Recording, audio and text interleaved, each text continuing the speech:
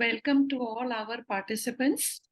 Prerna is actually the brainchild of Dr. Pushpa Sethi, the current president of the Indian Menopause Society, and Dr. Arti Gupta, the Secretary General of the Indian Menopause Society.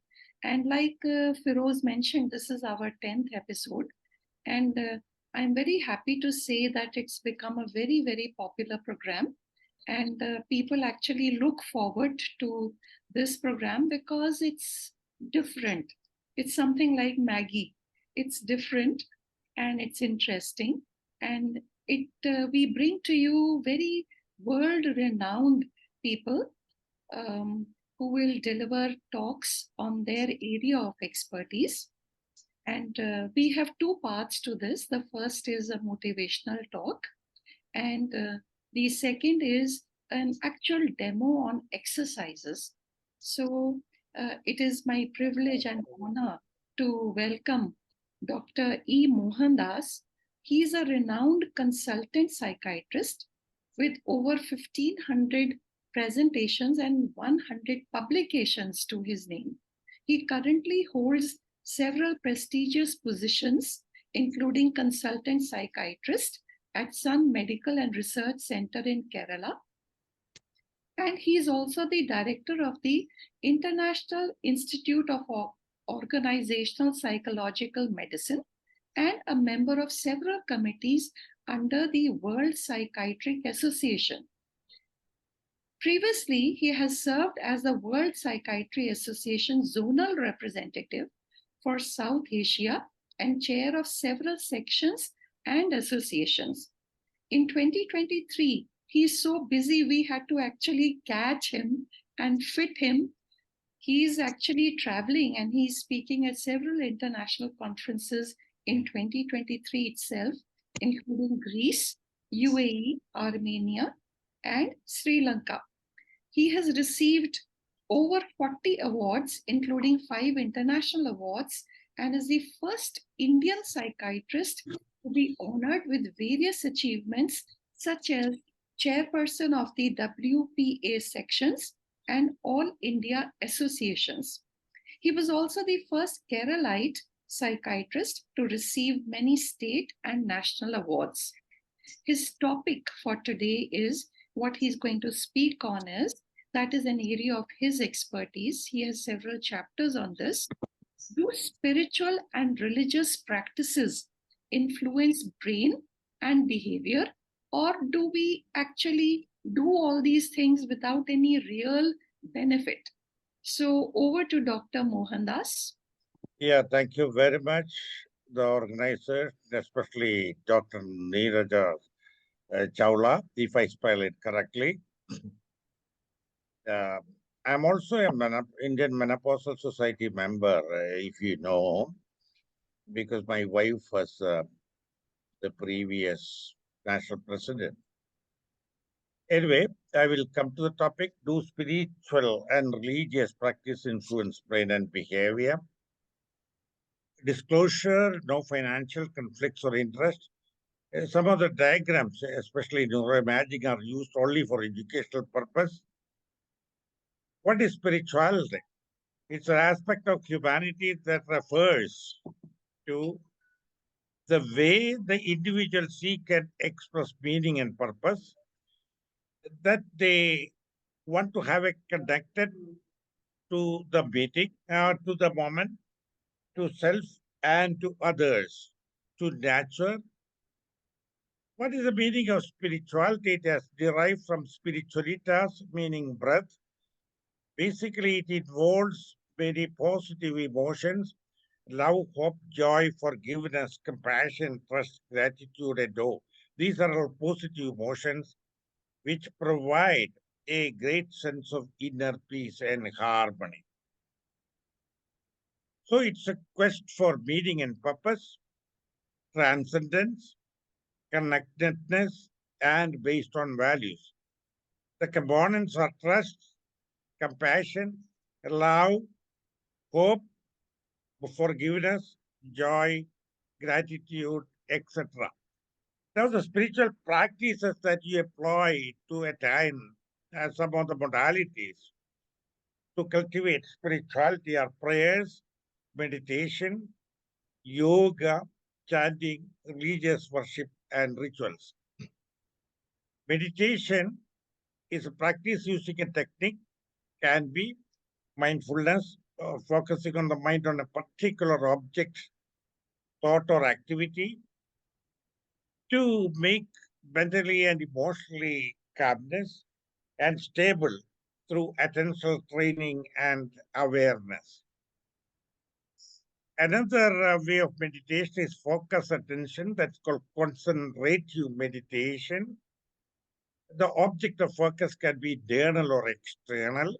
Example are Zen meditation or Zazen meditation, mantra, visualization, or even a body part, even candle, your mala beats, sound, etc. There's a variant called the mindfulness breathing called samatha meditation. So I have already told you the mindfulness meditation, one's own attention to experience occurring in the present moment without judgment.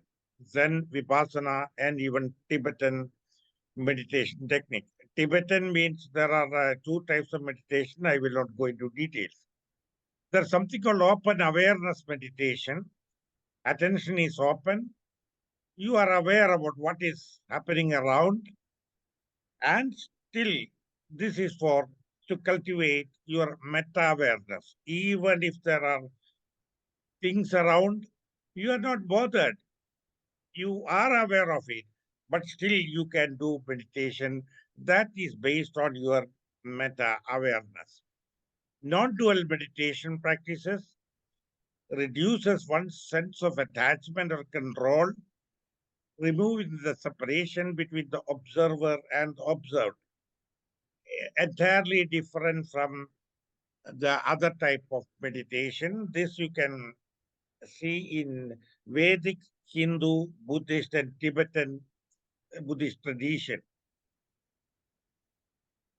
Loving kindness and compassion medication. It is a self-referential cognitive behavior and affective pattern using imagery techniques for the well-being of others. I don't have time to explain all these things because it is 20 minutes presentation. What we talk about, some people talk about transcendental meditation. There's somebody talking in between.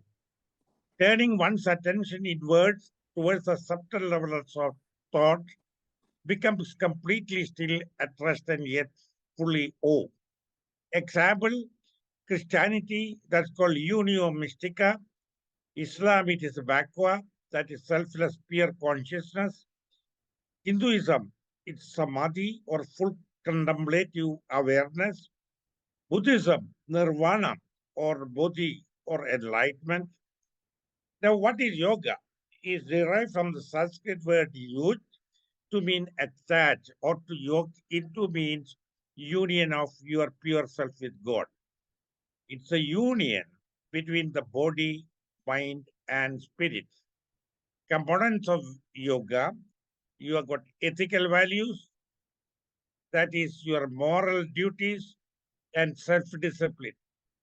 You call it yama and niyama. Then the postures, asanas, and standing, balancing, twist, restorative, etc. And breath regulation, it can be pranayama, and you can have single nostril breathing and double nose breathing, etc. Meditation as a part of components of yoga, that four components, pratyahara, dharana, dhyana, and samadhi. What is pratyahara? Sensory withdrawal, mean minimizing sensory input and your relaxation exercise. Dharana, that is a concentration technique, single pointed, effortful, focused attention, object based. Dhyana, that's called effortless meditation, unbroken flow of attention, open monitoring, object based or not. Samadhi doesn't mean that you are no more, but it's an integration. In yoga, it is self-realization or transcendental. Religion is different. It means only binding together. It is a collective spiritual experience of a group of people into a system of beliefs and practices. So it's an organized system. Religious involvement or religiosity means the degree of participation or even adherence to the beliefs and practices of an organized religion, entirely different from spirituality. You can be spiritual without religion. You can be religious even without spirituality. What the research shows is majority believes in a spiritual life. Patients would like to address their spiritual needs. Religious involvement and spirituality may result in better health outcome. What the research do not show, religious and spiritual people do not get sick. That's wrong. Illness is due to lack of religious faith and spiritual effort. Absolute nonsense. Spirituality is the most important health factor. No, it is a part of health factor. In the real sense, it's a source of comfort for many, versus a source of conflict for some people, atheists. It is a source of meaning and stability for many, but some people say it's an institutionalized irrationality. The reality is, all God men may not be good men. That you have to know that because it is marketed in some other way. Is there any scientific evidence?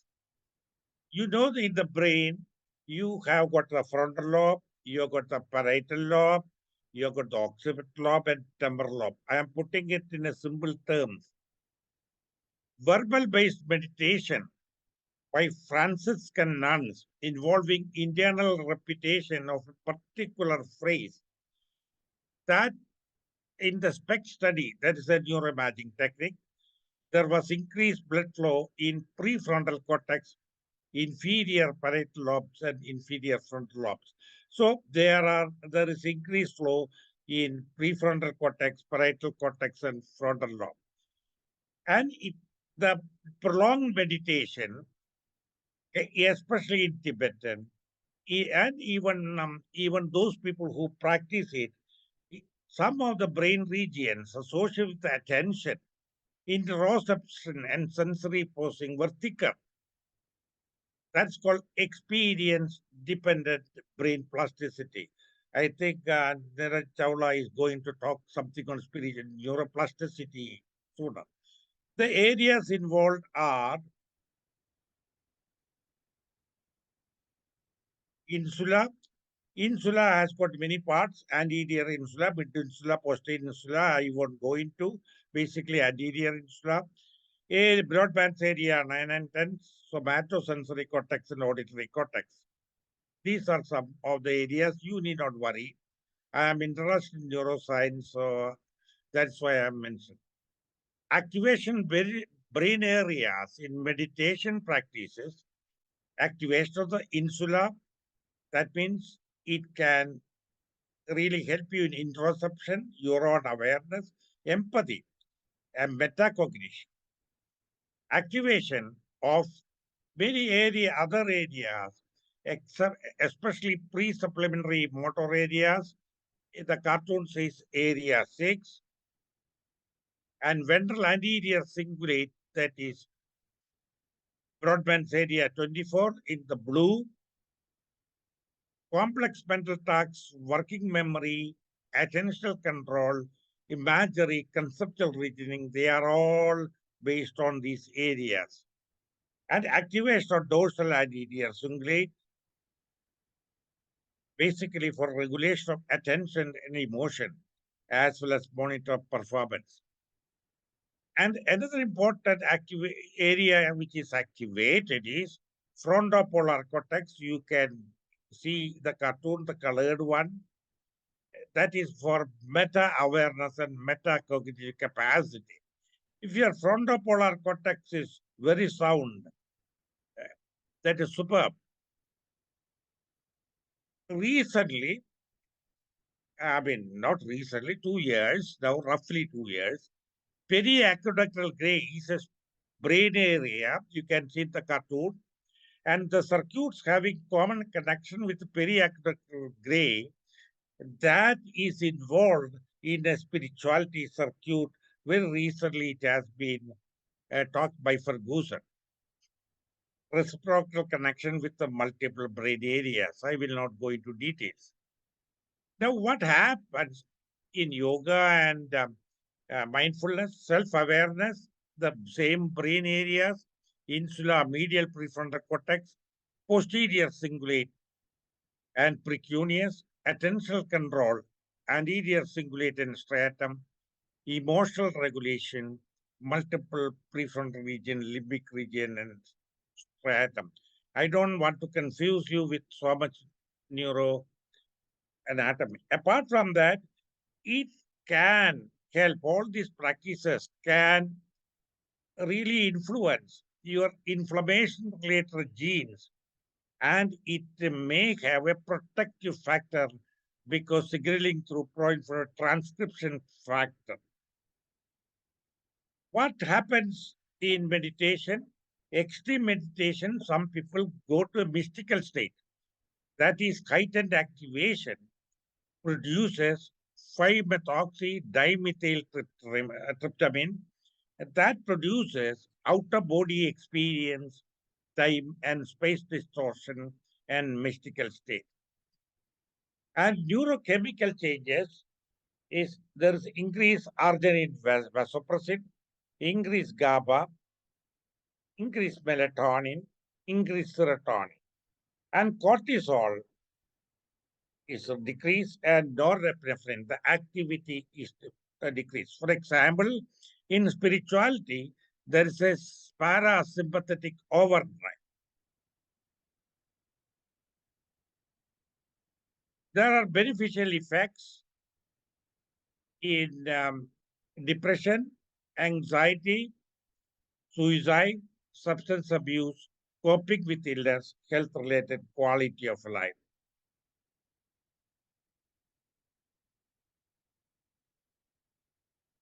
But the mechanism which might influence the spirituality related uh, positive effect may be health promoting behavior. If you are believing in a religion or spirituality, you will curtail many of your negative habits. Strong social support system. Many people will be there, and you think that fine, somebody will be there as a helping hand. They will understand me.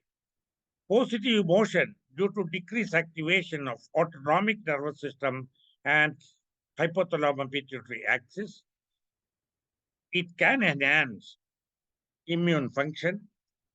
Some people say that maybe a placebo effect that is also healthy. Greater optimism, expectation for better health outcome, and maybe other mechanisms which are not known. What yoga provides, it's experience-induced neuroplasticity, increased telomerase activity in peripheral mononuclear cells, that is increased longevity. It can even influence some of the sirtuins. Sirtuins are healthy.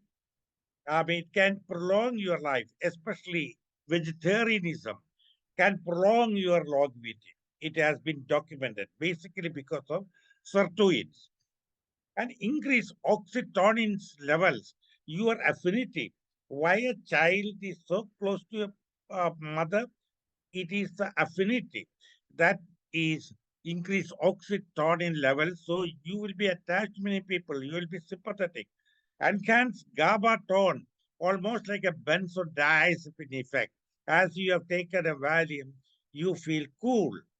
Enhance resilience. You can even withstand many things due to antioxidant and neuroimmune modulation and better health adjuvant in psychological and psychiatric states. Systematic review of 25 RCTs, randomized clinical control trials, effects of yoga on sympathetic system and others, better regulation of HPA axis and the autonomic system, decrease in depressive and anxious symptom in population. Take home. I think have I crossed my time? 20 minutes? On time. You're in good time, Dr. Okay, Mohandas. okay. Now I have gone a little bit fast because I have already stolen your time. And now take home. Spiritual practices act as pillows and at times mattresses in our everyday life to make you a moral, compassionate, calm, and disciplined human being with balanced mental and physical health. You will be more empathetic. Empathy is a gateway to compassion, and gate, empathy and compassion is will also result in your gratitude, your thanksgiving, your generosity, and it makes you happy. And you know, happiness is an ocean. What is happiness? Uh, it is it's an ocean of joy for many people, but it with some islands of miseries. On the other way, happiness basically the life is an ocean of happiness with some islands of miseries. On the other hand, many of the lives may be ocean of miseries with some islands of happiness. So in order to make you happy, be spiritual if you want. Multiple brain mechanisms underlie to explain the positive effects of spirituality. I think this is the last slide you can see. It is blank. It is for your thought process, especially out of the box thinking. Thank you very much. Thank you, Dr. Mohandas. Your this last slide, which is totally blank, I think that said it all because that is the way our mind is supposed to be. That was a very lovely talk, and I'm very happy that we have an expert who's speaking scientific language. Otherwise, it's very easy to talk about all these things but not have any scientific proof. Now, it's not as if scientific proof is everything because there are so many things that we don't understand. It doesn't mean that they don't exist.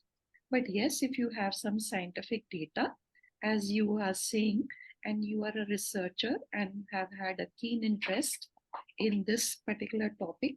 So you are speaking from a scientific bent, and I'm happy that we have um, uh, a scientific person talking to us about how useful spirituality and religion is. In fact, Dr. Mohandas, I was just watching that Netflix movie on blue zones, Live Up to 100, and he talks one of his four pillars or the core strengths was attitude, and one of them was being religious or prayerful.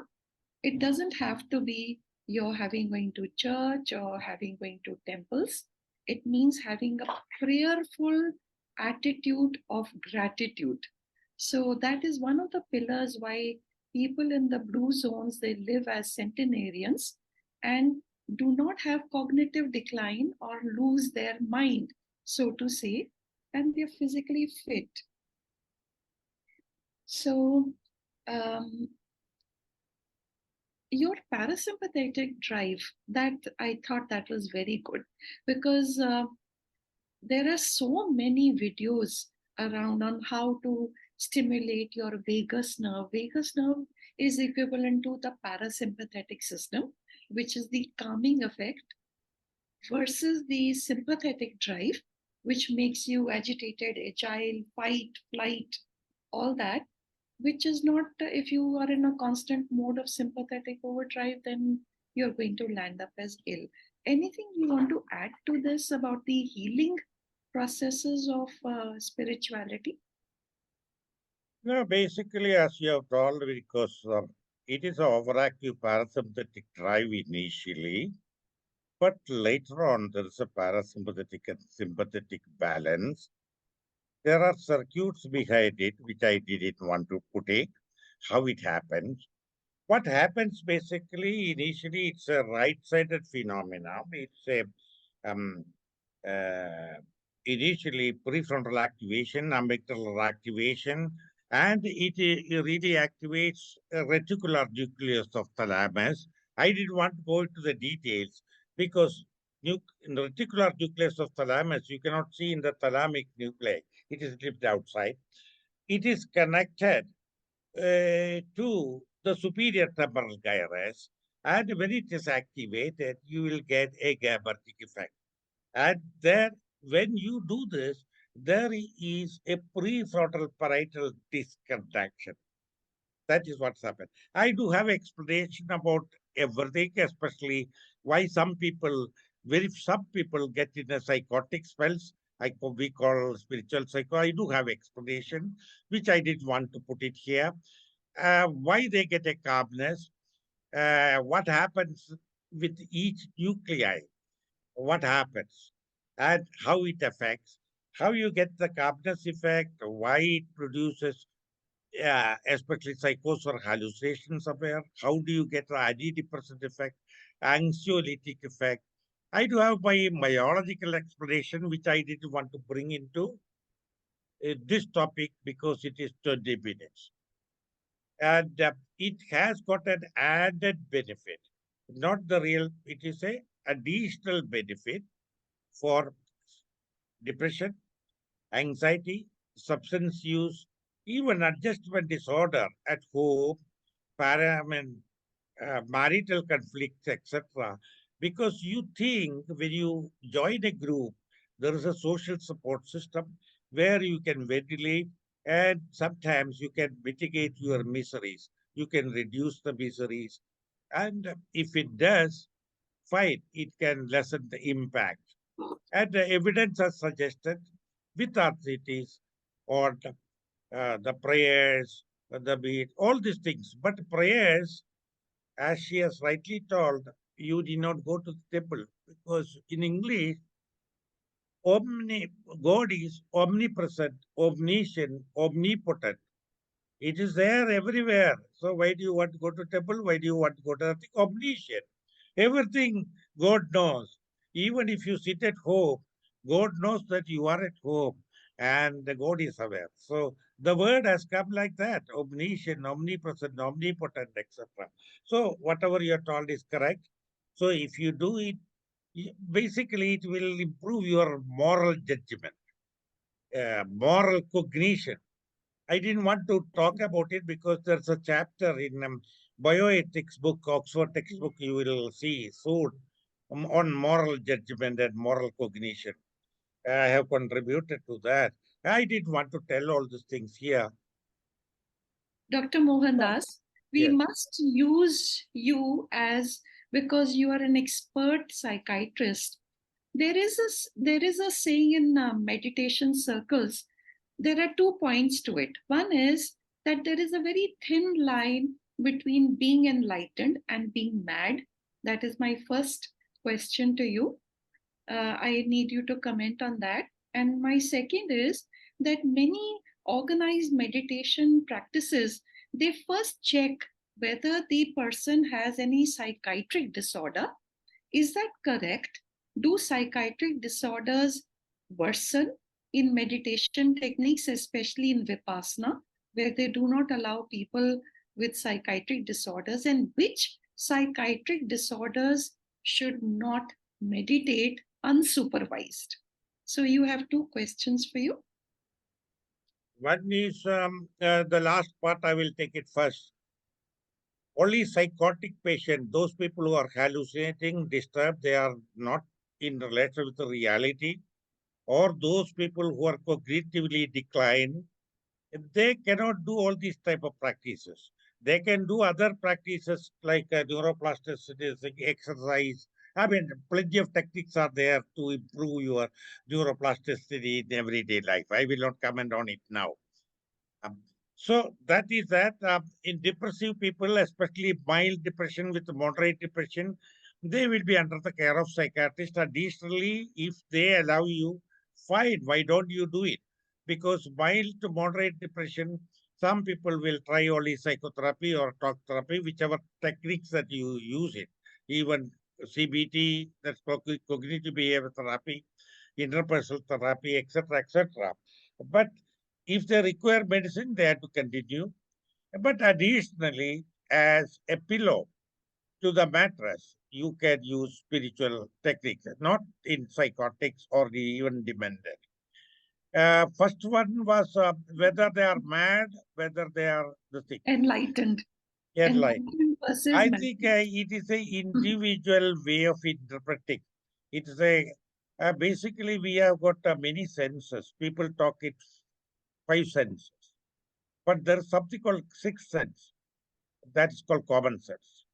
The seventh sense is predominant in our society. That is nonsense. And I think I will say that spirituality will not produce psychosis. But there is a microcosm which can go to the psychotic episode. They may have a family history of psychiatric history. They would have had a previous history of this thing. They may have a substance use history, etc. Those people know. They can go the so-called word called mad or mentally deranged or mentally disturbed If they or have an psychology. underlying, yeah, if they have an underlying tendency towards that, so I think, do they need a psychiatric evaluation before they actually do meditation? Why not? If there is a suspicion, it is if you have got a depression, it has to be screened by a mental health professional, no doubt about it. And depends upon the grade of depression. If there's a need of pharmacotherapy, you have to start it.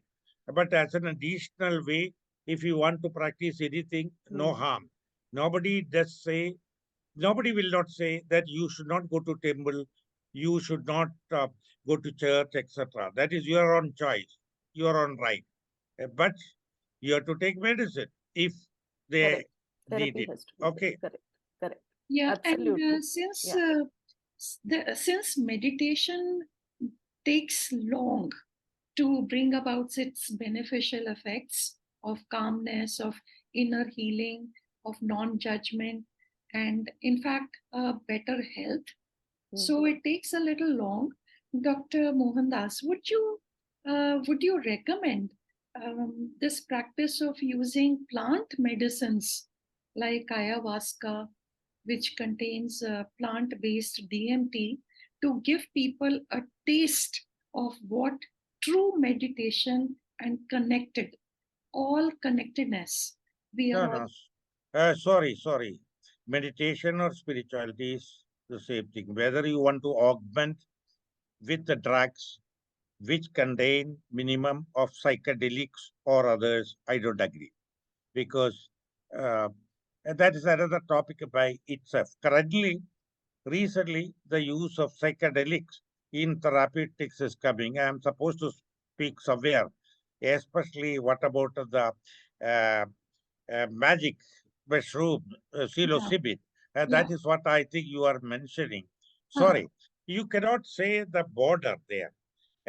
When are you going to be happy? It has got a priming effect, but not sustainable effect. Same is to ketamine. Suppose ketamine, a small, some of the Indian psychiatrists give orally. It is not approved basically. Basically, it is intranasal is only accepted by US FDA for therapy of depression. But here, as it is not available, they really break the ampules and mix it in juice and gives it. Some of the doctors give it, but I have already told them you suggest beneficial effects may be there. You have to get an approval by through the society. You can suggest the health ministry or medical council and see whether they can approve it So the or only Yeah. pharmaceuticals. so the Yeah. only sustained therapy is meditation. Is Like, Yeah, plenty of meditation. The Nirja. techniques Yeah. people will teach you, those who are experienced. Correct. Because if you are a teacher, you can teach anything. But if you are not a sensible teacher, you will create so many students are quote unquote, Yeah. not useful rather than useless. Okay, so Okay. depends Okay. upon Yeah. that the training that somebody gets it. Okay, Okay, So Nirja, there are yoga some and questions the in the box. There are some questions in the yeah, box. no So, problem. any role of Sudarshan Kriya in depression is a question. That is a part of Sudarshan Kriya is only a part of the meditation practices, right? Okay. And even some people even include in some of the yogic exercises. Mm-hmm. Many people talk about yoga is only asanas. Mm-hmm. That is only in 2, 3 yoga that exercise is very important. Iyengar, a type of yoga, etc. Mm-hmm. But most important thing in yoga is the meditation part. And the first two parts, the yama and niyama, is duty and responsibility that the Indian government is under Dr. Modi ji is doing everything. That yama, niyama, that is your hygiene, your moral responsibility, etc. Okay. So Sudarshan Kriya is only a part of it. It's a part of Okay. it. So, And that's called yeah. sky. Mm. And sky, and there are neurological correlates which somewhere else I have Mm-hmm. spoken about it. I Mm. don't want to elaborate on it Okay, sir. because of time constraint. Yes, sir. So, the last question, sir. There is Dr. Kumudini Jha. She wants to know whether in any way mentally retarded individuals can be helped by these practices, or whether they can It perform depends these. upon Yeah, the level of intellectual disability yeah, somebody has to have. If it exactly. is only a borderline or mild, it can help. If it is moderate to severe, thank God, you will have the person, their parents will be, if they do meditation, they will help. They will have the resilience and the power of strength to look after them. Mm. And those cases, moderate to severe, the spelling, even in demented, the spelling, the cure, CURE, has to be changed to CARE, care, Wonderful. especially compassionate care. What a lovely message. yeah. Yeah, Nirja. Yeah. So I just wanted to say that yes, mentally retarded, as Dr. Mohandas has said, but definitely for people with cognitive decline or declining memory or spatial understanding and all these things which happen with normal aging Mm. can all be improved. But Correct. like he also pointed out, Dr. Mohandas said one very important thing, that you should know whom you're going to as a teacher. So when you're going for your yoga or your meditation, yoga by itself is an entirely meditative process. You should choose teachers who have immense amount of experience in that field, not somebody who's had a training for few months to 1 year and is teaching you meditation. Mm. They have to be very deeply immersed into yoga and meditation. And with this, I think we will end Yeah. this session. The